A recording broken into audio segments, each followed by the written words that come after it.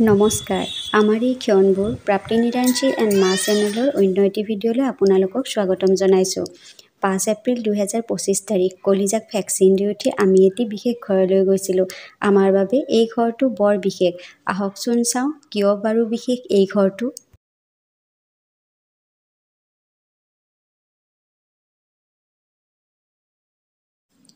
আপোনালোকে দেখিবলৈ পোৱা এই বিল্ডিংটো মোৰ বাবে খুবেই বিশেষ।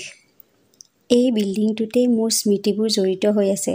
জীৱনৰ ভাল লগা সুখৰ অনুভূতিবোৰ এই বিল্ডিংটোতেই পাইছোঁ। কৰ্মসূত্ৰে মই 2023 চনত এই বিল্ডিংটোত থাকিবলৈ লৈছিলোঁ।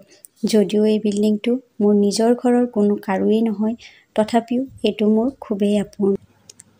এই ৰুমটোত এতিয়া কোনোবা বেলেগ থাকে, কিন্তু যেতিয়া মই আছিলোঁ, এই ৰুমটোতেই মোৰ প্ৰতিটো স্মৃতি জড়িত হৈ আছে। এই ৰুমটো মোৰ বাবে সদায় আপোন। কলিজা জন্মৰ পিছত মই কাম এৰিলোঁ আৰু ৰুমটোও এৰিলোঁ। তথাপিও কিন্তু মোৰ আপোন মানুহ এতিয়াও এই বিল্ডিংটোত থাকে। আহকচোন চাওঁ। এয়া ৰীতা বাইদেউ। এখেতক মই আজীৱন পাহৰিব নোৱাৰোঁ। মোৰ প্ৰেগনেঞ্চিৰ পিৰিয়ডটোত ৰীতা বাইদেৱে মোৰ যিমান যত্ন লৈছিল, মই আজিলৈকে সেনেকুৱা যত্ন মোৰ নিজৰ মানুহখিনিৰ পৰাও পাই পোৱা নাই।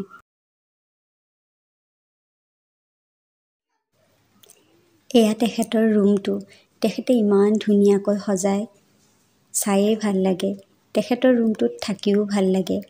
আৰু এটা বিশেষত্ব, তেখেত আমাৰ অসমীয়া মানুহ নহয়, তেওঁলোক বঙালী মানুহ। তেওঁলোকৰ লগত আমাৰ ভাষাৰ মিল নাই, কিন্তু এক মানৱতাৰ সম্পৰ্ক আছে। মোৰ কলিজা সঁচাই বৰ লাকি, কাৰণ তাই বহুত মানুহৰ মৰম আশীৰ্বাদৰ মাজেৰে এই পৃথিৱীলৈ আহিছিল। এই ছাদখনত বহিয়েই মই প্ৰাকৃতিক সৌন্দৰ্য উপভোগ কৰাৰ লগতে মোৰ আহিবলগীয়া সন্তানটো অৰ্থাৎ কলিজাক অনুভৱ কৰিছিলোঁ। মোৰ প্ৰতিটো ভাল লগা মুহূৰ্তৰ সাক্ষী আছিল এই ছাদখন। এই ঠাইডোখৰ, এই বিল্ডিংটো, ইয়াৰে প্ৰায়ভাগ মানুহেই মোৰ আপোন, মোৰ বৰ প্ৰিয়। তেওঁলোক মোৰ নিজৰ মানুহতকৈও আপোন, কাৰণ কলিজা গাত থকা সময়ত তেওঁলোকে মোৰ যিমান যত্ন আদৰ লৈছিলে, সেয়া মোৰ কোনো ৰিলেটিভৰ পৰাই আজিলৈকে মই পাই পোৱা নাই। যদি হয়তো পালোহেঁতেন, তেতিয়া মোৰ প্ৰথম সন্তানটোও চাগে এই পৃথিৱীত জীয়াই থাকিলেহেঁতেন। যা হওক, যিয়েই নহওক, দুখবোৰ অন্তৰতেই বান্ধি ৰাখিছোঁ। এতিয়া আমাৰ কলিজা ডাঙৰ হৈছে। এইবাৰ আহিছিলোঁ ৰীতা বাইদেউহঁতৰ ঘৰলৈ তাইক ভেকচিন দি উঠি। চাওকচোন তাই ছাদখনত কেনেদৰে খেলিছে। তাইও যেন ছাদখনত কিবা এটা বুজি পাইছে, তাইৰো যেন কিবা এটা অনুভৱ হৈছে। এনেদৰে খেলাৰ পিছত, অকণমান সময় কটোৱাৰ পিছত আমি ঘৰলৈ উভতি আহিছিলোঁ।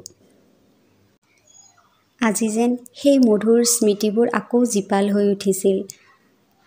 আপোনালোকে ইমান সময় দি মোৰ এই ভিডিঅ'টো চোৱাৰ বাবে আপোনালোক আটাইকে অশেষ ধন্যবাদ।